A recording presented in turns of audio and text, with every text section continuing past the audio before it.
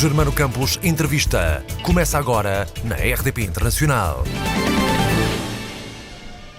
É considerado o clássico do romantismo francês por excelência. Falo de A Dama das Camélias, de Alexandre Dumas Filho, que é levado à cena no Teatro Gil Vicente, em Cascais, desde 13 de junho e durante 3 semanas. Só que esta versão tem uma particularidade. É interpretada por um homem, Roberto Cordovani. Uma adaptação moderna de um clássico. Muito bem-vindo, Roberto. Obrigado. Que Dama das Camélias podemos ver? Eu creio que o mais próximo do livro, porque eu na minha adaptação eu obedeci toda a carpintaria do livro, então o público vai ver trechos da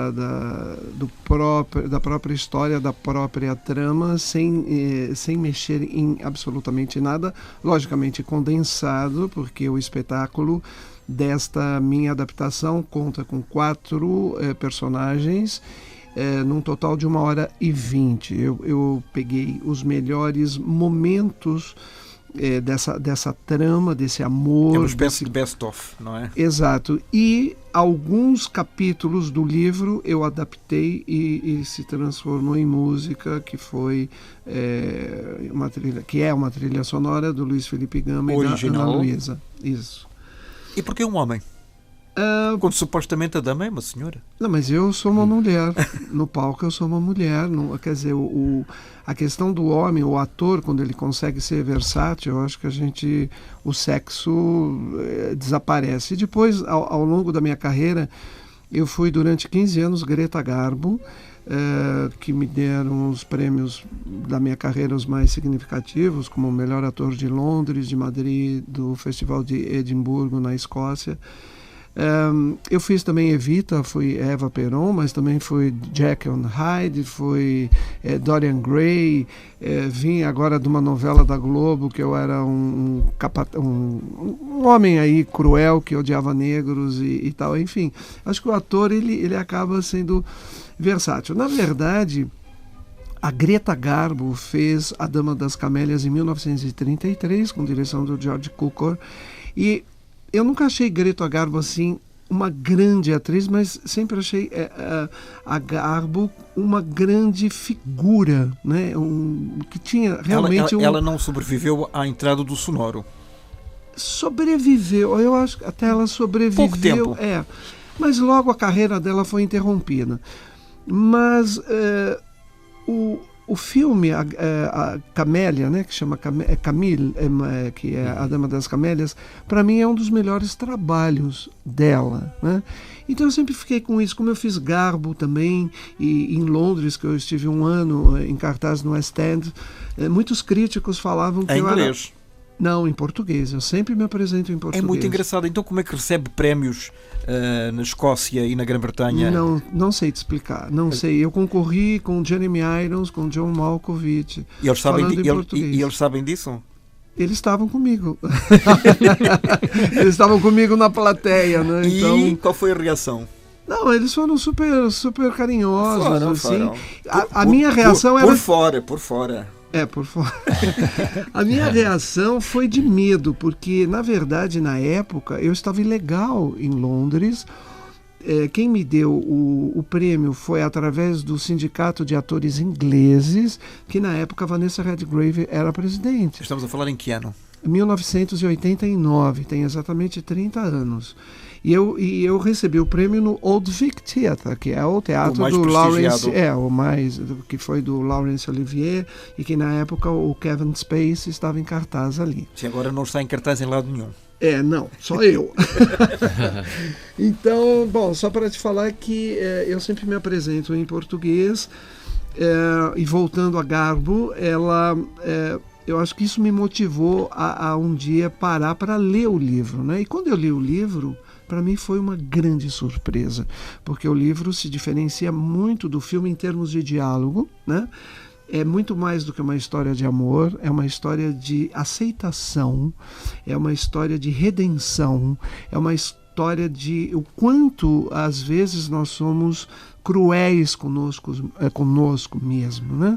Então, para mim, a Dama das Camélias é um tratado de amor, principalmente nos dias de hoje, né? Mas se calhar Hollywood nos anos 30 não poderia pôr essa carga dramática, Exato. porque senão o público não percebia nada. Não percebia, o Hollywood queria suavizar, porque também a Garbo ela foi gerada entre duas guerras, né? Ela apareceu no final da Primeira Guerra e a carreira dela terminou Antes do final no da auge Segunda. da guerra, onde Hitler estava no poder e tanto é que Garbo quis trabalhar contra o nazismo, ela tinha intenções de matá-lo, porque A Dama das Camélias era o melhor filme da Garbo para o Hitler.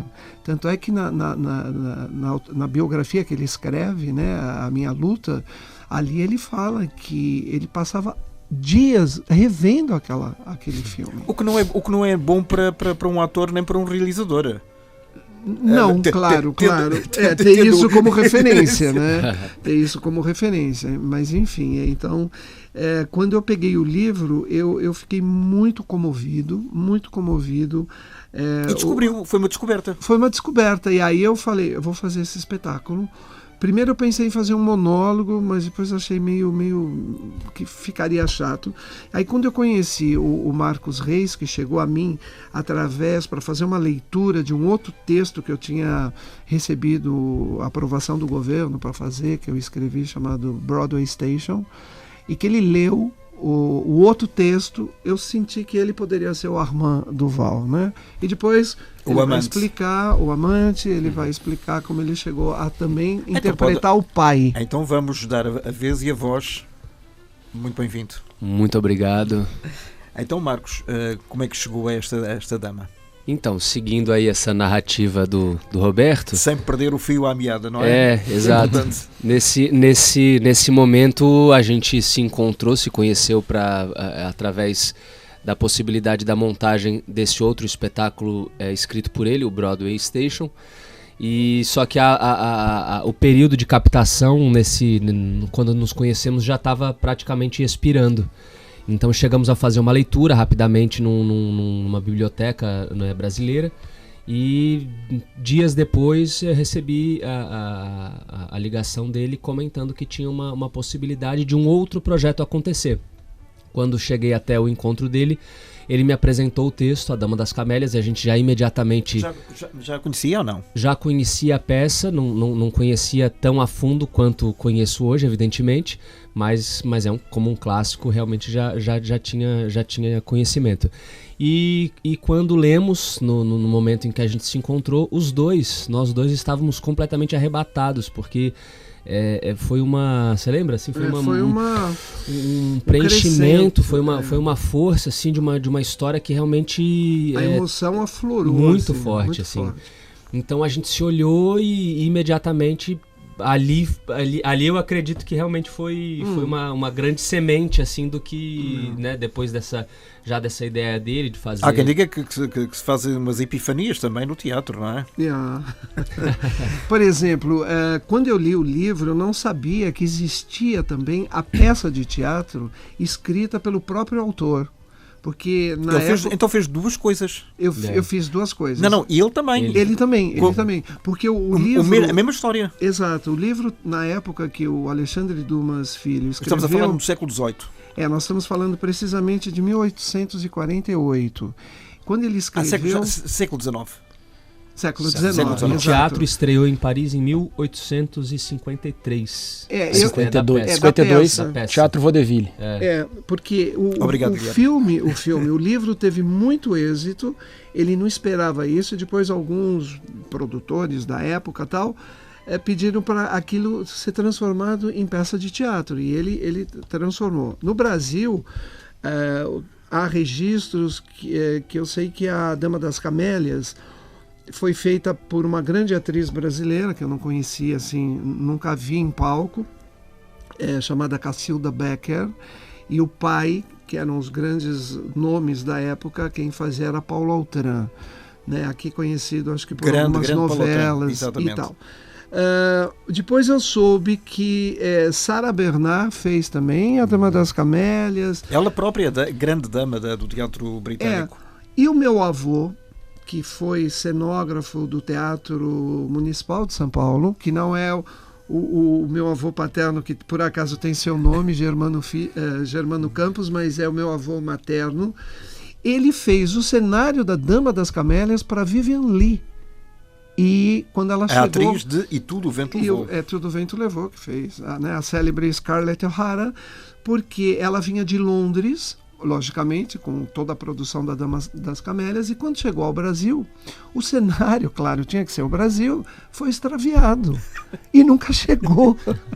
Vinha de barco, não é? Foi em barco, isso em 1964. E meu avô, que era chefe ali da maquinaria e tal... Teve que improvisar e teve que... Montaram, porque alguém da produção tinha os croquis e tudo. Então, questão de uma semana, remontaram enfim, e você o sabe cenário... de uma outra curiosidade relacionada à Dama e ao Brasil e a Portugal, essa montagem da Sarah Bernard foi apresentada no Brasil e teve como público então o imperador Dom Pedro I. Dom Pedro II. Dom Pedro II. 1912. Dom Pedro II, perdão. Eu trouxe no Brasil. A minha enciclopédia. ambulante. Muito bem. Eu achei super curioso essa relação Brasil-Portugal e Dama das Camélias. 2-0, Marcos. 2-0. Eu sei também que a minha grande amiga, que nós já tivemos companhia juntos, Eunice Munhoz, uma querida. Nós fizemos Orlando, da Virginia Woolf, aqui, com figurinos da Ana Salazar, no Teatro Trindade. Ela também foi a Dama das Camélias, acho que nos anos 50, junto com Rui Carvalho. Ambos já com 90 e poucos anos. Ela vai fazer 91. E ele vai fazer, se Deus quiser, no final deste ano, 90... Não, no próximo ano, 93. Ela faz agora dia 31 de julho, 91. Um beijo, Eunice. Grande Eunice, infelizmente afetada por um problema de saúde que tem dificultado bastante esta parte final da sua carreira.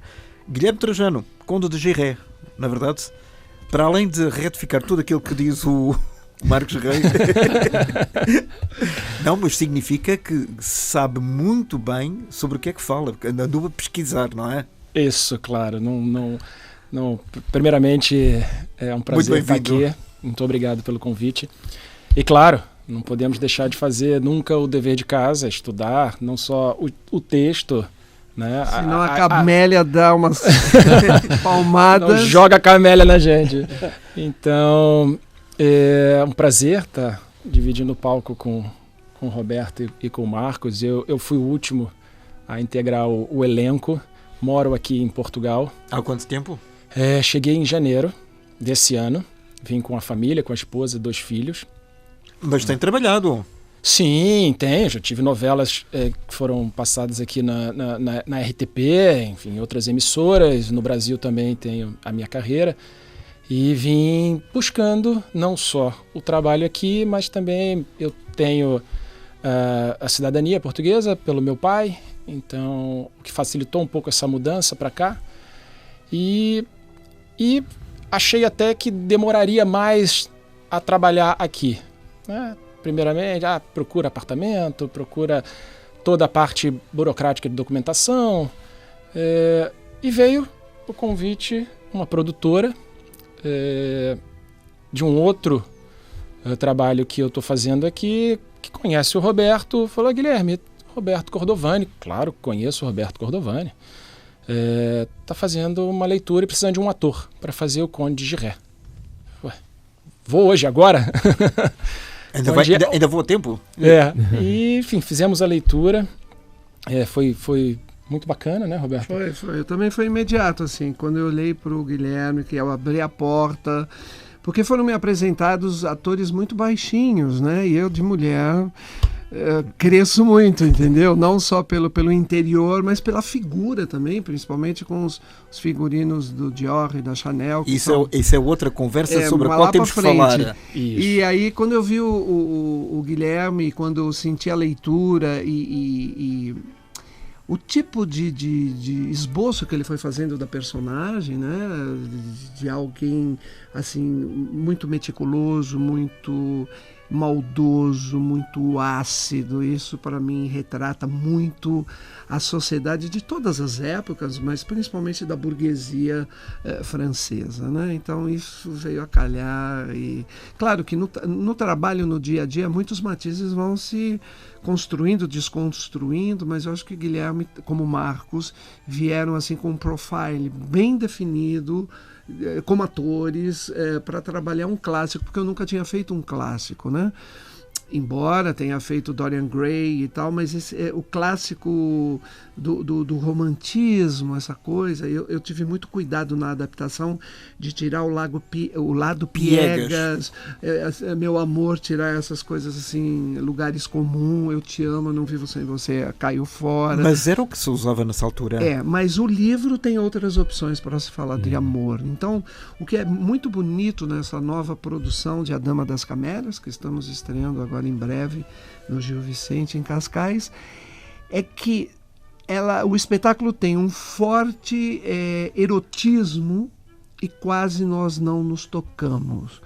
Porque eu quero... É tudo subliminar? Porque eu quero renegociar com o público que a palavra ainda é o que pode ser melhor. Hoje utilizamos palavras, mas elas estão tão diluídas, né? Porque temos muito mais possibilidades de escrever em WhatsApp, de mandar e-mails e tal. A palavra, ela está aí pulsante, mas ela já não tem poder. Há quem diga que a palavra é só para os escritores. Exato. Então, o público vai ficar assim, vai ter um estranhamento. A gente não se beija, a gente não se abraça. Quando muito pega na mão, mas tem respiração. É um teatro que tem pausas, porque eu acho que no processo do erotismo, no processo da conquista, a pausa é fundamental. A respiração, olhar nos olhos. Então o público vai se sentir assim quase como um intruso vendo essa conquista de Armand e Marguerite. É uma coisa à moda antiga? Não, eu acho que não é a moda antiga. Eu quero recuperar a delicadeza nas relações que deveriam ter hoje. Porque hoje a gente olha, já baixa a calça. Não é? É literalmente. Né? As pessoas quase não se conhecem, mas já se envolvem sexualmente. E vão na primeira noite. Vão, às vezes na porta do bar ali. A Dama das Camélias era o quê? Ela era uma pessoa, uma mulher fácil ou não? Não. Quem era a Dama das Camélias? Para já, é assim, ela existiu, Marguerite, ou não? Existiu mesmo? Existiu mesmo. Ela foi um caso, uma paixão do próprio Alexandre Dumas Filho, que, para quem não conhece, não é o que escreveu Os Três Mosquiteiros. Alexandre Dumas é o pai que fez o D'Artagnan, Os Três Mosquiteiros, bom, enfim, e várias outras obras. E esse era o filho bastardo agora com o mesmo de um nome. amante que, enfim, quando ele se posicionou no mercado como Alexandre Dumas Filho, o pai então o reconheceu como meu filho, porque realmente convinha, porque o rapaz era êxito. E tinha quem sair, eventualmente. Exato. Dizem que fez mais sucesso que o pai, né? Aí tem já gente tem gente que diz isso. Então, se o Guilherme diz é porque é verdade. É verdade. Ele estava no livro na página 4, né? 4-5. Então o que acontece? A minha Marguerite, ela tem muita dignidade e eu estou baseado realmente na verdadeira Marie, eu não sei o sobrenome, Duplessis, que era a verdadeira Marguerite Gautier. Ela era mais jovem que o próprio Armand, mas no livro, embora ela seja jovem, e nas outras montagens ela sempre é mais velha que o Armand, eu creio que isso também é muito atual para os dias de hoje, que as pessoas assumam relacionamento sendo mais velhas ou mais jovens ou vice-versa. Mas há tanto preconceito. Nós temos casais de atores... O José Raposo, que é um grande amigo meu, tem 56 anos, a mulher não tem 30 e foi agora pai pela terceira vez. E depois, e vice-versa, quer dizer, eu acho que é mais aceitável um homem estar com 30 anos de diferença mais velho do que uma mulher. Exato. Porquê que no século XXI continua a haver este preconceito todo? Eu acho que o preconceito ele sempre vai existir para qualquer coisa, de cor, de sexo, de nível social, cultural. Infelizmente está aí. né? Eu acho que hoje em dia o mundo está mais ranço, com muito mais ranço. Claro, tem pessoas muito mais com olhos abertos, outras formas, né, de amar e de se constituir família, mas digamos que mais de 60% da população mundial ainda é muito severa, é muito conservadora. No Brasil isso acontece ou não? Muito. O Brasil é um país altamente preconceituoso, é um país altamente hipócrita para relações, sabe? Você quer desestruturar a tua família, chega com alguém mais velho que você, chega com alguém negro, entende? Chega com alguém deficiente, pronto, você vai ver realmente quem é quem. Chega com alguém do mesmo sexo. Do mesmo sexo. Alguém gay, assim por exemplo? Vamos, né? Só que se vende uma ideia de um país feliz, alegre. A mulher, infelizmente, ainda tem esse rótulo que é fácil, né? Que a mulher brasileira é mais fácil que as outras. Isso é uma coisa que me incomoda. E eu acho mesmo em Portugal?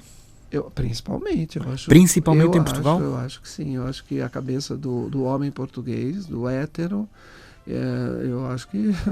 Mas como hétero também em outros países. Tenho amigos atores... Atores. Não só atores, gays que estão aqui em Portugal, vieram morar aqui por motivos brasileiros e que dizem que aqui é muito melhor do que no Brasil. A aceitação, eles se sentem muito mais... Como gays, pode ser. Incluídos na sociedade do que no Brasil. E no mundo artístico, Guilherme, há muitos gays. Porquê que há este viveiro? Não só no mundo artístico. É porque o mundo artístico estamos sujeitos estão mais expostos, obviamente. Muito mais expostos. Mas você vai dentro de um hospital, você vai dentro de uma repartição pública, você vai em qualquer lugar. Eu fiz um trabalho no Brasil, o Sítio Pica-Pau Amarelo, em que eu gravava na Fortaleza de Santa Cruz, um quartel-general no Rio de Janeiro, e o número de militares gays era impressionante. Então, assim, não é só... Eu fiquei sabendo porque tinham diretores, pessoas da produção gays e que falavam, conheci depois da gravação, saímos aí na folga de um soldado ou de um... então tem em qualquer lugar. E o Bolsonaro sabe disso? Sabe. Muito bem, Germano, muito bem. Então tem em qualquer lugar. Eu concordo com ele. Eu acho que Portugal, para algumas coisas, ainda está mais aberto, sabe? Por exemplo, eu mesmo sou casado com um homem, sou casado com um negro, casamos dentro do tabelião da notaria ali de Valença do Minho. Aqui em Portugal? Sim, aqui em Portugal. E a juíza, na hora que começou a ler sobre não sei o que de Portugal, ela começou a chorar, começou a tremer. Né? E ela estava super emocionada, falando: eu jamais pensei que um dia eu fosse ver uma coisa dessa no meu país, mas falando bem, mas com o peso dessa sociedade de então, entendeu? E foi há quanto tempo? Isso foi no dia 3 de junho de 2011 que a gente casou, de papel passado, tal. Como somos, né, temos nacionalidade e tal. E foi muito bonito, porque ela... Não podia fazer isso no Brasil? Nós nem averbamos isso no Brasil. Né? Mas eu acho que na época... É proibido? É proibido ainda? Não é proibido. Não é. Mas seria polêmico. Tanto é que quando eu entrei na Rede Globo de televisão, eles foram super abertos comigo e foi ao contrário. Eu pedi para as revistas não publicarem, não por nada, mas é que o foco ia ser outro, entende? Então eu queria... Ia desviar a atenção. Exato, eu estava ali como ator convidado da casa, eu estava como vilão da história, então eu falei, gente, vamos focar e deixa o meu lado pessoal, né, então eles respeitaram, foram muito, eles são muito legais. Mas eu acho interessantíssimo tudo isso que está sendo conversado, né, acerca dos preconceitos, das limitações que a tradição muitas vezes impõe, porque uma das reflexões realmente que são geradas na peça é justamente essa, como muitas vezes esse peso, esse ranço das tradições, dos preconceitos, desse pensamento mais antiquado, ele completamente destrói, mina relações e manifestações verdadeiras de amor. Então, assim, a peça convida a refletir muito sobre isso, assim, até que ponto o manter a tradição, ele realmente não está destruindo qualquer possibilidade da liberdade do indivíduo. Ou seja, mais de 150 anos depois de ter sido escrita, ainda estamos falando da mesma coisa. Falar da mesma coisa. E é no Brasil, é em Portugal, é no mundo. Isso eu acho que é interessante da gente se unificar no entendimento, porque é uma questão humana. E cada um de nós, certamente, se olhar para dentro de si, pode ter algum aspecto que também pode ser aprimorado, ajustado para realmente permitir mais a sua própria liberdade e a liberdade do que está do seu lado, na sua frente. Seja pai, mãe, irmão, amigo, enfim. Então acho que é uma questão humana que ainda está latente, por isso que a força de um clássico desse vem, e quando vem fala diretamente no coração, na alma do público, e gera reflexão até hoje, porque realmente é uma temática que ainda não foi resolvida por nós, seres humanos. E dá para chorar ou não? Muito. Vocês próprios emocionam-se ou não? Muito.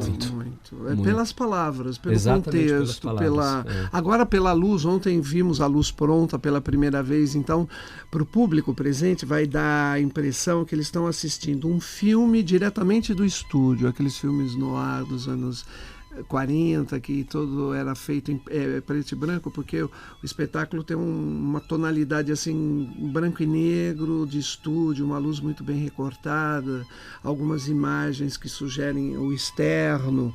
Então, isso tudo leva o público a uma grande emoção. Mesmo porque nós estamos falando de história de seres humanos num teatro que tem muita história geograficamente. O Teatro Gil Vicente, é de 1868. O pai do teatro português. Pois é, então tudo isso na hora, assim, cria-se uma atmosfera que... E com o tempo das palavras, pensar que aquilo que nós estamos falando é saboreado e é para nutrir a plateia que vem, e automaticamente a emoção ela já está à flor da pele. Nesta Dama das Camélias, que é uma estreia mundial, porquê que vocês escolheram Portugal para fazer a estreia mundial desta peça, que depois vai andar por uma digressão internacional? Bom, apesar de eu ter uma carreira internacional bastante... fora de Portugal, né? Eu digo internacional porque recentemente eu fiz um musical que eu protagonizei ali do Zé Cabaleiro sobre Nelson Rodrigues, que eu tive muitos meses em cartaz, depois um ano na Rede Globo. Eu moro aqui, né? Eu moro aqui há mais de 30 anos, divido residência com Galícia também, eu tenho... Quer dizer, mas vai ao Brasil também trabalhar, não é? Eu vou muito ao Brasil trabalhar, né?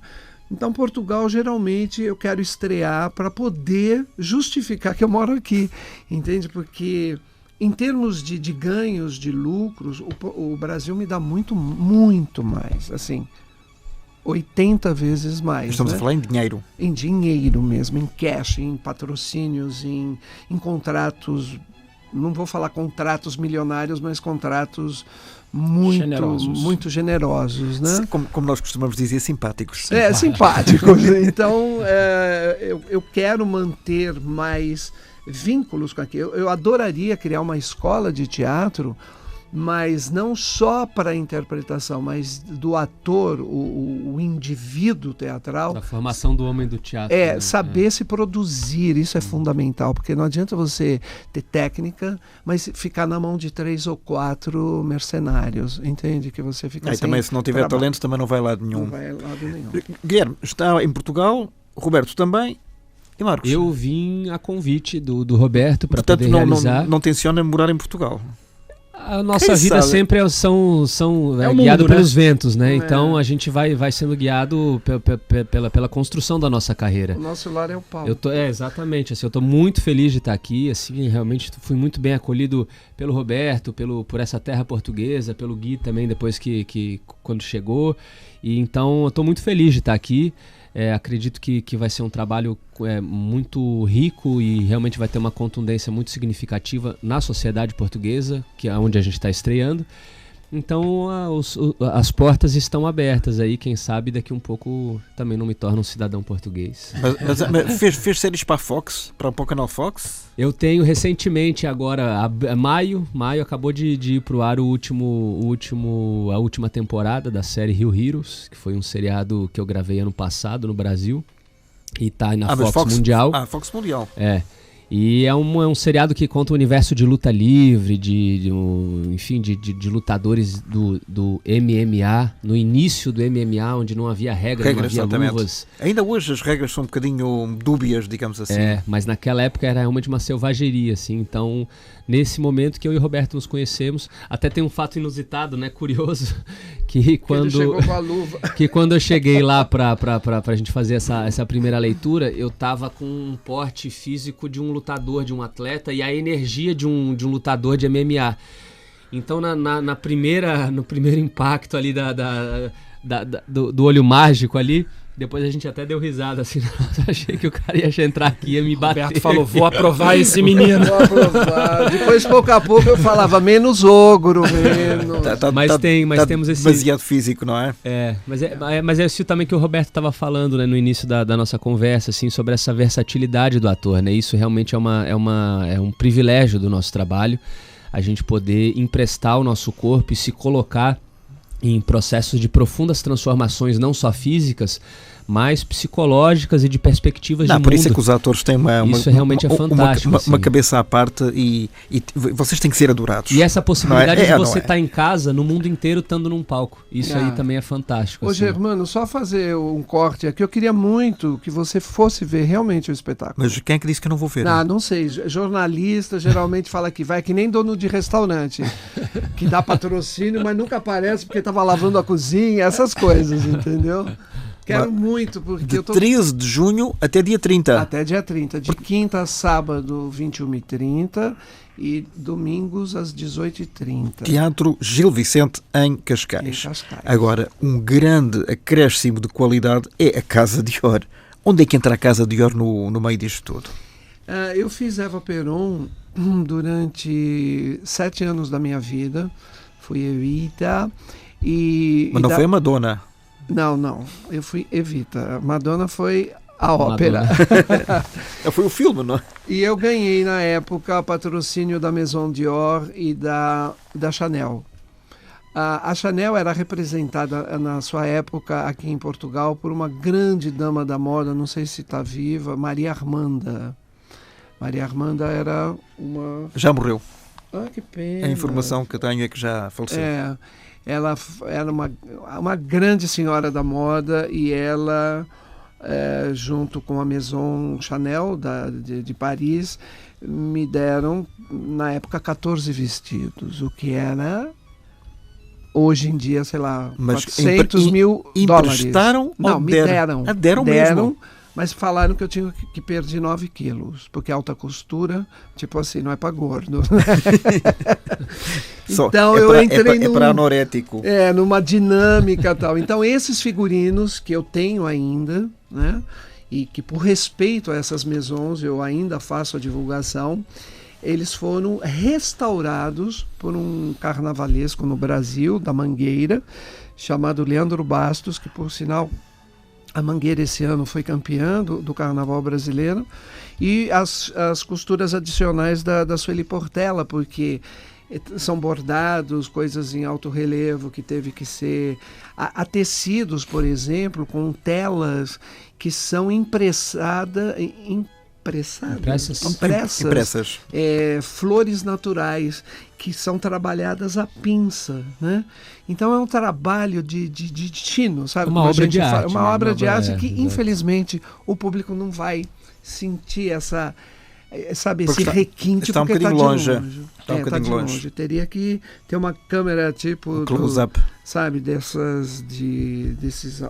cineastas que fazem filmes de época, que vai percorrendo para ver os detalhes. Então tinha que ser um Sunset Boulevard. I'm ready for my close-up, Mr. DeMille. Tipo Norma Desmond.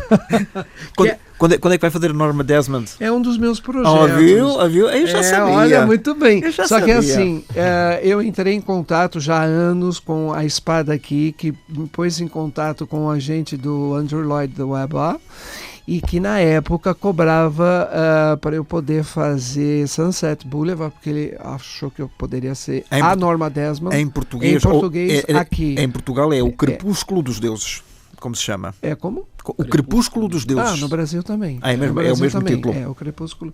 Eles queriam 1 milhão de euros. Só 1 milhão? Só. E que o teatro que nós ficássemos em cartaz pelo menos 14 meses. Então, onde que eu ia? Primeiro consegui 1 milhão, depois um teatro que eu pudesse ficar 14 meses. Só se eu mandasse o Felipe Lafera embora e entrasse lá. Mesmo assim estamos a falar em realidades diferentes. Muito diferentes, muito diferentes. Eles não passaram isso para 6 meses, nem para 500 mil? Não abriram mão? Não.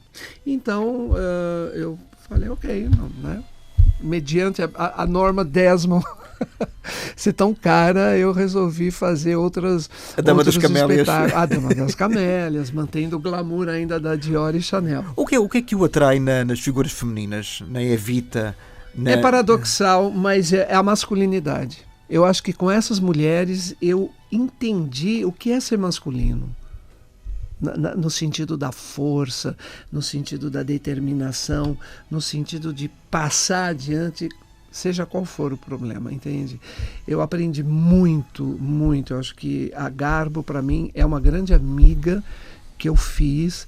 Eu interpretei durante 15 anos, fiz mais de 1.700 espetáculos, ganhei todos esses prêmios, porque interpretar toda noite Greta Garbo do lado que Hollywood nunca projetou, não é para qualquer sabe? Porque ela era muito masculinizada. Tanto é que eu fiz o filme também, o longa-metragem, que está em pós-produção, que foi gravado todo na Espanha, né? E vamos ver quando? Eu creio que para 2021. Né? Ainda temos que esperar um bocadinho. Tem. Até lá eu já serei outra mulher. Dona Benta do sítio de Capão Amarelo. Para pegar o público infantil. E com Eva Peron também aprendi muito essa questão da... É isso que elas têm em comum? Eu acho que sim. Estavam à frente das suas épocas também. Elas não precisam do homem, elas não precisam do complemento. Independente se elas fossem lésbicas ou não, elas não precisam de complemento. E aí, se não necessitar... A Greta Garbo era amante da Marlene Dietrich ou não? Não, isso logo dizem, mas não é nada comprovado. Assim, ela foi, por acaso, a Garbo, durante 19 anos, amante de uma mulher chamada Mercedes de Acosta, que foi uma grande escritora catalã, de família de origem galega. E eu conheci os irmãos dessa Mercedes de Acosta em 1986. E fez perguntas? Fiz muitas. E eu descobri... E foi importante para a pesquisa? Muito, porque, por exemplo, falando rapidamente de Garbo, porque, gente, é para ver a Dama das Camélias, não Greta Garbo. A Garbo era contra o franquismo. Então, a Garbo dava dinheiro durante muitos anos aos refugiados galegos na Argentina, na figura de um homem que é um símbolo na Galícia, que é Castelao.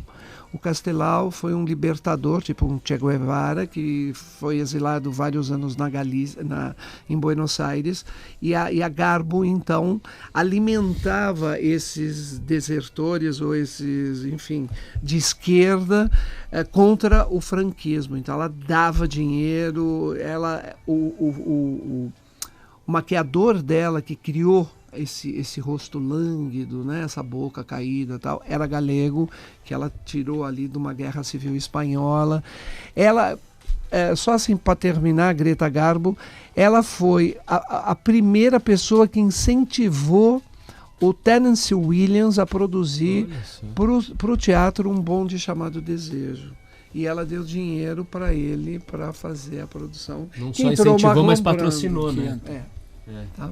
E agora, para terminar, e deu aí uma bela de uma deixa, vou perguntar a cada um dos meus 3 convidados, ao Marcos, ao Guilherme e ao Roberto, começa ali pelo Marcos, o que é que vale a pena ver nesta Dama das Camélias, recordo, de 13 a 30 de junho no Teatro Gil Vicente em Cascais? É uma história de um amor profundamente intenso. É uma história de inclusão, é uma história que é um tratado sobre o amor e sobre os enganos que muitas vezes se tem em relação ao amor. Muitas vezes a gente acredita que ama ou vê histórias que são de pseudos amores, mas acaba em morte, acaba em tragédia, acaba em coisas que realmente não tem nada a ver com o verdadeiro sentido do amor, que é de liberdade, que é de construção, que é de coisas realmente sublimes.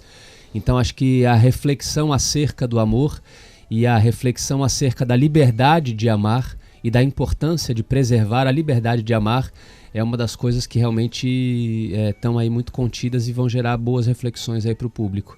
Fora todo esse trabalho requintado, essa montagem minimalista, esse requinte do olho no olho, da respiração, de coisas que são tão humanas, tão necessárias, tão essenciais da nossa natureza e que por conta da correria do dia a dia e desse alvoroço que muitas vezes se perdem.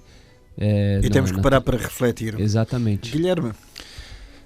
Pegando o gancho no que o Marcos falou, dessa montagem bem minimalista, essa adaptação do Roberto, como ele mesmo já disse, tirando essa parte piegas, né, do amor, gera uma teatralidade em que o público vai construir, junto com a gente no palco, essas relações. Como elas... Porque a forma que o Roberto adaptou deixa em dúvida. Eu conheço pessoas que eu já apresentei o texto, amigos da área, e que enxergaram esse amor de Armand e Marguerite de uma forma, essa amizade do Conde de Giré, um fiel amigo de Marguerite, enxergaram de uma forma. Então, acho que cada um que estiver sentado ali no teatro vai, através da teatralidade, construir essas histórias. E tenho certeza que quando acabar o espetáculo, for lá para fora do teatro, falar com as pessoas, eu tenho certeza que cada um vai construir a sua história. Então acho que isso um ponto muito rico dessa adaptação primorosa do Roberto. Então acho que isso vale muito a pena. E quem sabe redescobrir até um escritor como o Alexandre Dumas Filho. Eu gostaria muito de ressaltar que há um protagonismo nesse espetáculo que somos nós três. O teatro é um trabalho de equipe. Coletivo. E tem uma outra grande vedeta no espetáculo, que é a trilha sonora, composta especialmente para nós, pelo maestro Luiz Felipe Gama e pela diretora musical Ana Luísa, que canta as canções, que as letras são baseadas dos resumos de capítulos, que por questões de tempo eu não tive como inseri-los no diálogo, então eu transformei em música. E isso dá uma dignidade ao espetáculo e, ao mesmo tempo, uma brasilidade, porque é um teatro clássico, mas que usamos elementos do clássico, como a cor, a atmosfera, um mecanismo, um gesto, tal. E o piano do Luiz Felipe Gama é mágico porque nos remete a um Tom Jobim, acho que é Philip Newman, Michael Newman, que fez o piano. Então, eu acho que só piano e só viola ou violão, para mim, sempre me remete a Brasil. Então, tem uma brasilidade no espetáculo, tem uma docilidade. Eu gostaria muito assim, de ressaltar essa importância da trilha sonora, que foi uma trilha sonora construída dia a dia, passo a passo, e que tivemos assim um técnico de mixagem fantástico, que é o Marcelo Secchi, do Síncopa, de um estúdio que tem em Campinas, São Paulo, e tudo foi trabalhado via telefone, quer dizer, é uma coisa absurda. Hoje em dia já se pode fazer isso, intercontinental. A Dama das Camélias, dividido por três protagonistas, o Guilherme Trajano, Marcos Rey e o Roberto Cordovani, a quem agradeço muito terem hoje vindo à RDP Internacional. Muito sucesso, vocês sabem o que é que eu quero dizer. E até à próxima, de 13 a 30 de junho, no Teatro Gil Vicente, em Cascais. Muito obrigado. Muito obrigado.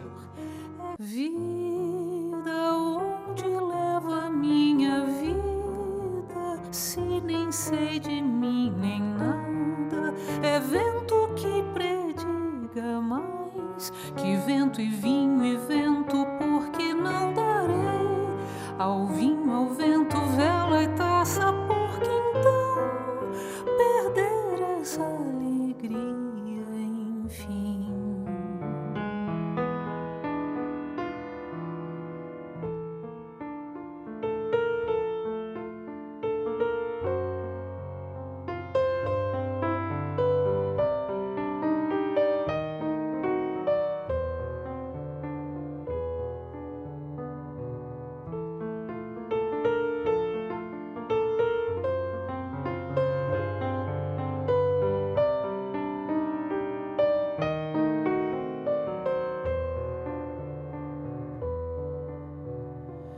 Vida, quem diria minha vida, que são flores, vinho e dor, tentada pelo amor de um homem que eu nem sabia que havia, diz, será me entrego assim a esse capricho? Ah, o que me importa, o que me dá, o que